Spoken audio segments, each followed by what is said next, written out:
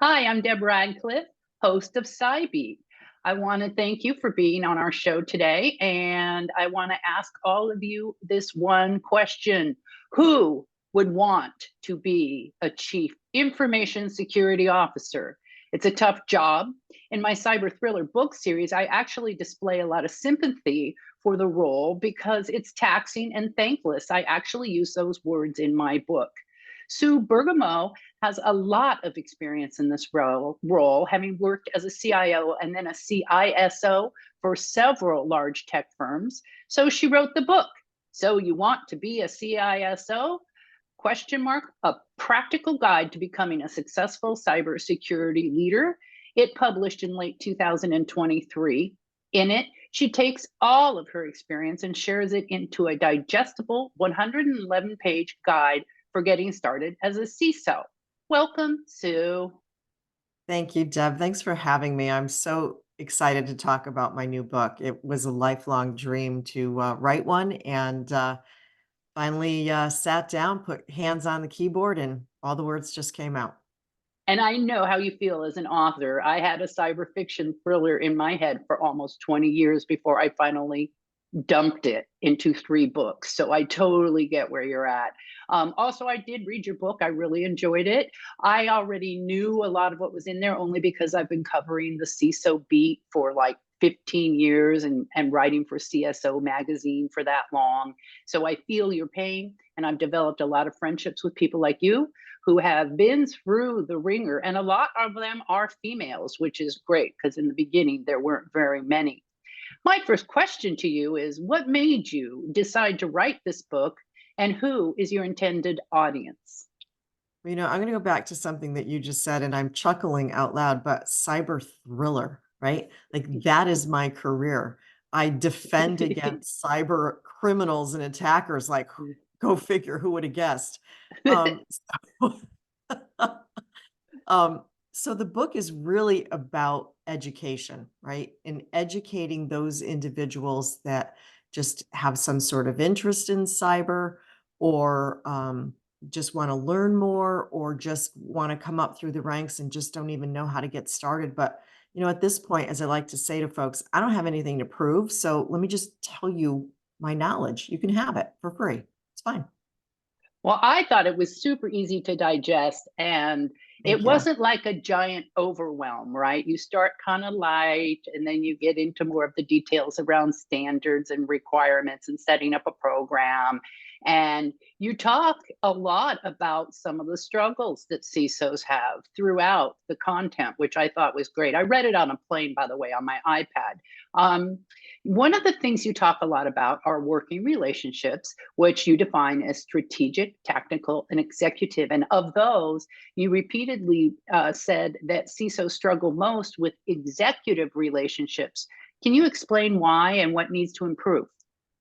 Yeah, I think that's a great question. And part of the problem is that every company does something different with their CISO. Mhm. And even the title CISOs, CSO, like nobody really knows what this job is supposed to do. And honestly, people are sort of making it up. Companies are thinking, especially in the last year, with the SEC cyber disclosure rule, oh, I just need to focus on SecOps. So I'll just bring in somebody who can run SecOps and run incident response. That is the wrong answer. So there's no real certification, education. There's no real guideline as to how to become this chief information security officer. So a lot of companies are just sort of winging it, unfortunately. Winging it. And I've seen some of the HR description for CISO roles, and they're all over the map. But most Yeah. of them require like 100 years of experience at executive level, or they will take someone who's technical and try to train them into the cyber side. But the relationship part is something that I've been focusing on a lot as I write for CISO magazine. There are some really smart people out there like you and like Renee Gutman, who endorsed your book, like Michael Bray of a hospital in Vancouver, and they really get the presentation to the board. They get the talking to the CEOs, finding allies, and you talk about strategic allies too. So that doesn't mean you have to always be talking to the executives. Can you give me an example of how the strategic ally relationship would work out to improve the role as a CISO? Yeah, I personally, I gravitate toward general counsel, and I know that a lot of people don't like to put their foot in legal, but Hmm. legal is absolutely a friend of the CISO because what are they all about? They're about risk management. And what is the CISO doing? We're managing risk on a day-to-day basis. Cyber attacks, it's risk. Compliance frameworks, it's all risk. So make a friend. And one of the other things that we try to do, at least I try to do, I am what I call a trusted advisor, right? To the executives, to the people at the lowest levels of the organization. If you come to me and talk to me about something, I have to decide what to do with it, that information. But at the end of the day, you're trusting me to give you solid advice. And that's exactly what I'm going to do. So, I think that what we can do around understanding the business issues that the executives are having and bringing some sort of semblance around cyber to that business executive helps us to develop those relationships. And just to go one step farther, I cannot tell you how many times I've said to a new CISO or a vendor, please don't bore me with detailed metrics that you expect me to put in front of a board member. Like, it's not happening. The board is focused on risk. They're focused on go to market plays to increase revenue and brand reputation. You never ever go into a board with your myriad of detailed metrics saying, "Oh my gosh, we've been, attacked a million times this month," right? Like the board, like you don't want to open up that can of worms because at the end of the day, you may not have been breached. So go to the board when there's a breach, give them the information that they need, right? Tell them how it's Yep. impacted go to market revenue and brand, and otherwise, you're gonna go in there and you're gonna talk about risk management and how you're gonna help the company and the board manage risk. So instead of me giving them a big report on here's our 100 vulnerabilities that we closed this week, and here's the attacks that we thwarted this week, what do they need to say? The metrics for the board, honestly, it's around, did they lose any money? Was there any fraud? Was there any employees compromised that led to brand reputation issues or loss of revenue? You have to keep it at that financial level. Otherwise, again, you're just opening up a can of worms and they don't understand it. And that's not a dig on board members, Right. but that's not their sweet spot. They're there to understand how to keep the company growing and how to keep customers happy. So some board members are getting more savvy about cyber, but if you read the cybersecurity disclosure rule, it didn't say that they needed to understand it. They said they needed to have awareness. Everybody's aware of Uh, cybersecurity. There's a difference. when the way I read that was you actually have to have a CISO level person on the board. No, they No? stopped short of saying that, which is really unfortunate because we were all kind of hoping we'd get a board position. Oh, okay. Speaking of those, you talk about the differentiators between each of the executive leaders and legal board CEO responsibility and the CISO responsibility. And I'm wondering if defining those responsibilities and clarifying them and getting sign off on them would actually help limit CISO liability as we're looking at what's happening with the SolarWinds case against their CISO and what recently came down against Joe Sullivan over at Uber, which I reported on for CSO Magazine. Heartbreaking. That's a hard role. Why are we going to make them liable when the CEO and the board is not being held liable? So, what is your take on defining these different relationships to risk? What are their priorities and how do you formalize that so that you are protected? Yeah. Okay. So let's break that down into a couple of different things, right? So each of those executives has a mission, just like we do, which ours is security. Unfortunately, in many organizations, the executive team feels that anything that's related to risk and cyber falls on the CISO's shoulder. And notice I'm not even saying the CIO any longer because they have a different mission, which is all the internal applications, the internal network, things like that. So the liability is on us.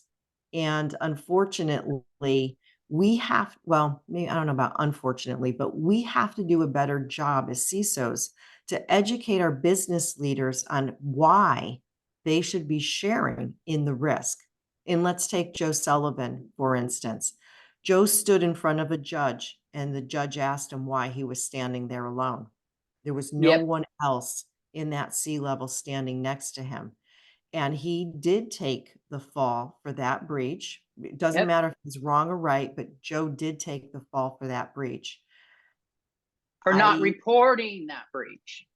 for not for not reporting the breach, which Right. there wasn't a cyber disclosure rule at the time of the breach, though he wasn't a public company. But they chose not to disclose that breach in a timely fashion, right? Correct.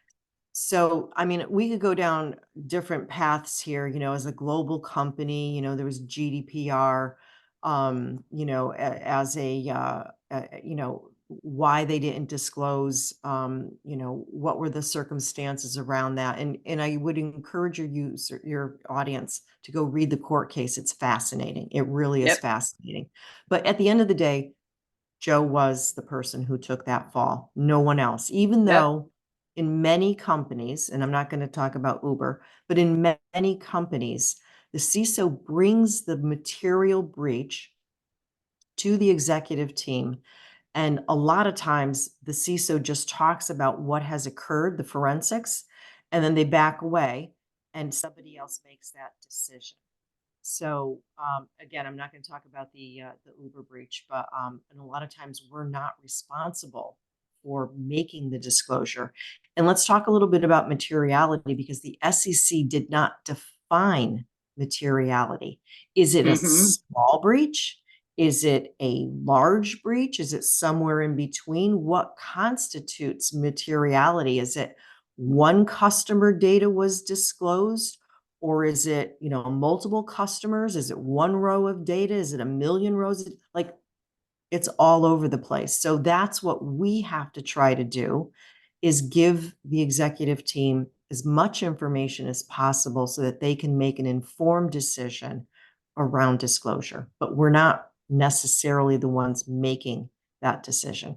And that's the distinction and the differentiator between our liability and their liability. But with the new SEC disclosure rule, the liability falls on the CISO. We are Right. Are we they are using that responsible. rule to go after the SolarWinds CISO right now? And that wasn't even for not reporting a breach. That was for not reporting that they were vulnerable. Yeah, and so Tim Brown of SolarWinds is falling under that same cyber disclosure rule, even though he wasn't the CISO at the time of the breach. So the whole thing personally is messed up, right? And it's Right. causing a lot of consternation in the CISO community. Many of us have stepped out of our jobs. We just don't want the liability anymore. And a lot of us are saying, like, this isn't worth it. Our jobs are hard enough to defend against these cyber criminals, even though we love the challenge, right? Because a million Mm-hmm. hits a month, and most months nobody gets in. Like we love that challenge, but the fact of the matter is, fighting that one piece of internal politics, it's not worth it. You can pay us as much money as you want. It's not worth going to jail over at all. Agreed. Agreed. That's one of the reasons I never want the role, although I probably could do it after all these years, writing about it. Um, You also talked about communication and you wrote, I love this quote, staying quiet works against the CISO, unquote. And so how do CISOs raise their voices without that laundry list of stuff that's going to make their executives glaze over or their business units glaze over. How do they actually communicate, and what should they be communicating to these groups, or at least what way should they be communicating to their constituents? Yeah. So a couple of things come to mind here. One, a lot of us are known as the Department of No, right? And you don't want to go in and just talk about, no, don't do that. No, no, no, right? It's the wrong message to send. Find alternative ways to help the business move forward and become more secure. And then the second thing is speak in business language, right? And, many of my peers, I love them all, but a lot of them love to talk about the bits and the bytes and the alerts, right? And if you put it into that kind of context, you lose your audience immediately because they're business people. And though everyone has an opinion on security at this point or technology, we have to speak in business terms. If you do X, this could be a ramification or impact on the business. So if you turn it around and talk about the impacts, again, go to market, financial, and brand reputation, you'll get somebody to pay attention. Yeah, I've always felt that enabling the business securely is the language that should be spoken. And I got that from Rhonda McLean when she spoke at the original EWF meeting, the very first one where she stood up in front of everybody and said, I get funding for everything I need. Here's how. And I went, whoa, okay. So identity and access management is going to enable this new customer facing program. Got it. That's the way you languagize it. And I will be in the CISO series talk about, have an interview panel around embracing artificial intelligence. That is a train that is running fast and there's no way to stop it. So how do you embrace it and all the risks that come along with it, including new forms of injection attacks and prompts and poisoning attacks, which I just wrote about for CISO magazine. How are you going to enable that? You can't stop it. It's already there. There's most of the operational programs we use today have AI in them now. When you write a post on LinkedIn, you get a question, would you like AI to write this for you? It's everywhere already. So anyway, I agree with you that the enablement side of this is you can't stop the business from going forward. So how do No. you enable it? And Well, sometimes that, yeah. I'm going to steal a quote from Joe Sullivan. Run toward security. Don't run away from it, right? And I've counseled a lot of CISOs and CIOs. Stop putting your head in the sand. The train has left the building. It's another emerging technology that you have to figure out how to help secure. Don't run away from it and expect someone else to do it. If you don't take the bull by the horn, it's going to cremate you in the end. Like, don't Yeah. just toward it I and think get about things educated. like, shadow IT and stuff. If you say no, it's just going to proliferate anyway without any controls. So that'll be another discussion. Maybe I'll invite you in on that one too. Absolutely. Your guidebook also leads up to creating and implementing a cybersecurity program. Is that the case for most new CISOs, or are they actually moving into companies that have programs that they need to adopt? And if they do to adopt, then what do they need to be looking at in the programs? So as an experienced CISO who's been a CIO for many years, it's all about the program, right? So unfortunately, many of my counterparts don't understand that. And a lot of the inexperienced ones, and again, I don't mean that with any disrespect. This is a hard job, but a great job. A lot of folks think, just bring in the tech. We're good. Just monitor for alerts and, potential issues and we're good. But the book tries to show that it's not just the tech, it's people, process, and technology. And it's not just bringing in the technology and maybe putting a body or half a body on watching what's going on. It's also optimizing that technology so that you can make it automated and that it'll do more for you so you can go, those resources that you have can go off and do some other things that are just as important. So the book tries to lay out how to put a program together. And at the end of the day, it's the CISO triad rather, that we abide by, which is CIA, confidentiality, integrity, and availability. And if you can do those things, then you can have a great program. And so the book lays that out. Again, I have nothing to prove anymore. So take my knowledge, do what you want with it. The book was easy to read on purpose.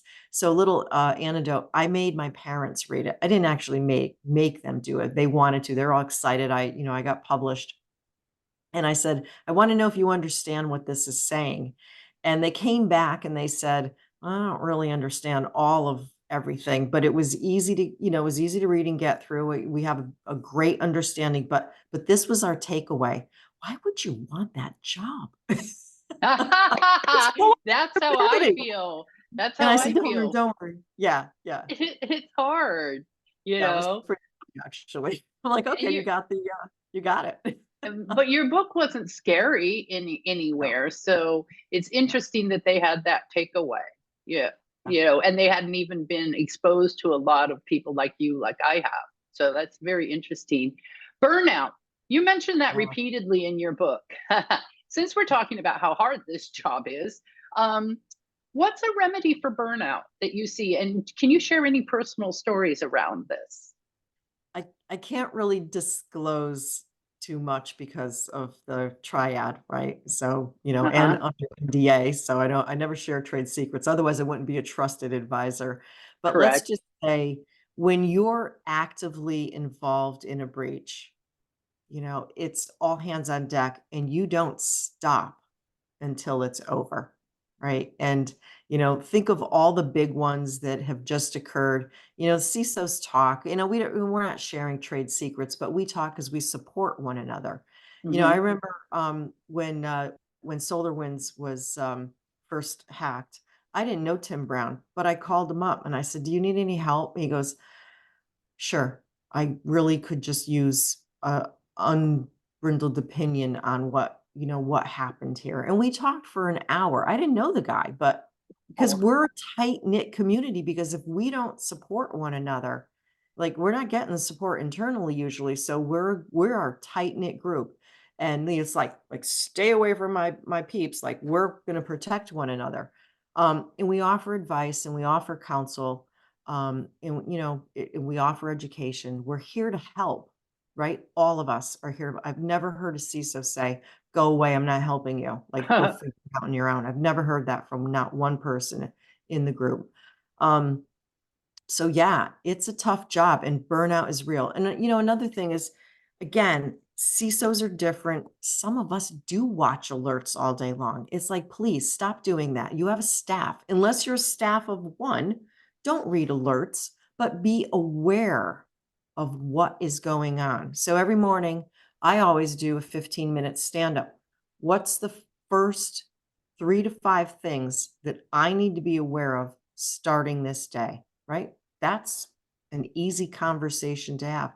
And the staff also knew if something happened during the day and I was, in a board meeting or with an executive or just talking to an engineer who needs some help, you get to call me up and say, "I need to speak to you right now." It's like that. So our jobs are 24 by 7. Yes, we miss things always, right? And I remember being at a party a few summers ago and my SecOps manager, I would look down at my phone, it was like, "Oh, no," right? Or general counsel calls, at 10:30 at night when you're just thinking about going to bed and you're like, "Oh, okay." And, again, going back to this party, people were coming over to me and saying, "Don't you think you should get off the phone?" And it was like, I can't get off the phone. I'm 24 by 7. People are relying on me. I'm sorry, I can try to explain this to you later, but not right now, I'm right? in the And middle of a fire drill. I Sorry. am in the So, middle yeah. of a fire drill, right, and if I'm not I have a lot of family in remote areas, I'm like, I'm not in a good cell area, I get in the car and I go find one. My PC comes along with me, no matter where I am, even on vacation. So, I don't Wow. get the luxury of saying, "Gee, I'm sorry, I'm off today." Oh, Um, wow. and burnout is real because we never get a break. Now, I'm gonna take the other side of that. If you have a good program in place, right? Like If you walk into a shop and it's chaos, that's your first measurement as a CISO that things aren't going right, right? So I strive for calm, cool, and collected, right? Good. If things are serene and calm, my program is working. And then you have an occasional blip, which is that breach, because it's going to happen. Hmm. And that's what I strive for, calmness, so the staff can take a day off or, go on vacation or just, whatever it is that they want to do. The other thing that I'm big on, because, unless you're working for a Fortune 150, company and you've got as much money and resources as you need, the smaller companies are struggling, right? You may have a Hmm. smaller staff. So cross train them, so your vulnerability manager isn't one, or your SecOps analyst isn't one, or your infrastructure engineer, cloud engineer isn't one. Cross train people, because guess what? People do get to take time off. And holidays, I remember a 4th of July where I was trying to find somebody because, well, I can't give you the details, but there was a problem, and I'm calling executive staff, right? And the first call I got was, "It's the 4th of July." I'm much aware of that, but sorry, not in my world. Uh, my world. So, yeah, And then you also mentioned in your book about, if you don't have the resources, outsourced services might help there. yeah, And then you can put some of that burden on outsourced services. But still, if you're the leader in a small company and there's a problem, outsourced services is going to call you first. So you still have to be yes. on. You are Yeah. the leader, and especially in a breach situation, you are the conductor, right? You Hmm. are the orchestra, you are the conductor. You're the one who's saying this is what we're going to do. But, you know, unless you have all the answers to every single thing that's happening out there, my belief, my approach is you use your staff because everybody has great input and you make collective decisions in a breach about what you're seeing, how it's going, where do you need to pivot, who's got better details, and you're just constantly juggling those details and making decisions until the breach has stopped. It could take days, it could take weeks, right? It could Wow. take an you never know, but yes, it could take that long, and some of them go on for months, and you just Wow. get a break. And then afterwards, you count all your new gray hairs. I don't have any gray hair. I don't either. This is actually my natural color. Not bad for an old lady. Okay. So we only have a couple minutes left, but what I would like to hear from you is your journey to CISO and any resources you can point, who I think the majority of CISOs come from technical background. So any resources you can point to elevate them up to the business level and maybe using your experience and your journey as a way to offer help to others. I think everyone has a path, and it may be different for each of us. I have a lot of degrees, but I'm not just a college student. I raised my hand. So early on, when I first started in the industry, everybody had a niche skill. And I said, I don't want to do that. I don't want to be just, pick a role. I said, I think I want to climb the management rank and learn as much as I can because the technology was changing. A lot Mm-hmm. of it was new back then. And so I just kept raising my hand when everybody in a room was quiet, when the original CIO was saying, "Hey, who wants to?" I was this young kid in the back of the room going, "I'll do it, I'll do it." And that's how I made a reputation for myself. And then they called me a high performer, so I got lots of opportunities. And yeah, I've changed jobs a bunch of times, and I don't regret doing that because I kept raising my hand and learning more and giving myself stretch goals. Mm-hmm. Finally, I found myself at the CIO level, and I was thrilled to get that role. It's a beautiful role, and it was very akin to my background as program manager. And then I got global, and I was even happier. And I just kept raising my hand, and then I had the opportunity. So as CIO, you always have security in your shop, at Mm-hmm. least originally. And when the market was breaking out the security role, no one would look at me because they were like, well, you're not a CISO. And it was like, yeah, but the CISO role is brand new, right? I have security in my Hmm. shop. So I went back to school, got a degree in cyber with a minor in international terrorism because I just really Wow. wanted to focus on what was really going out there. And then I got a role as a CIO and a CISO, and it just took off from there. So I still consider myself a CIO and a CISO, but more than that, I consider myself a business person because I'm there in the business as an executive leader. I just happen to be in the business of tech and security. Right on. Well, that was very helpful. And I'm super glad that we met for the first time on this show. And I'm really happy to meet you too. Um, I just was wondering if you could read back the title of your book and tell us where to find it. It is on Amazon, and, it is, So You Wanna Be a CISO. I'm also on Barnes& and Noble, and, if you go to my LinkedIn profile, if anyone sees this podcast and, they wanna link with me, just put a little note in your invitation, tell me where you saw it, and I promise you, I will accept, your invitation, and then you can find the book right on my profile page. But thank you for reading my book, Deb. I really appreciate it. Oh, yeah, I enjoyed it. It was almost like job in the box. Like, if you could can it and put it somewhere and share it so it can be reused. That's what it felt like to me when I read the book. As a fellow author, if you're looking for something exciting and thrillery, my series is called The Breaking Backbones Hacker Trilogy. The first book starts with a drone war and kamikaze drones. So that's also on Amazon and every other book outlet out there in every format. To our audience, we want to thank you for joining us, and please follow us on this CISO series. We have a lot of exciting topics scheduled for future shows. Thank you. Thank you.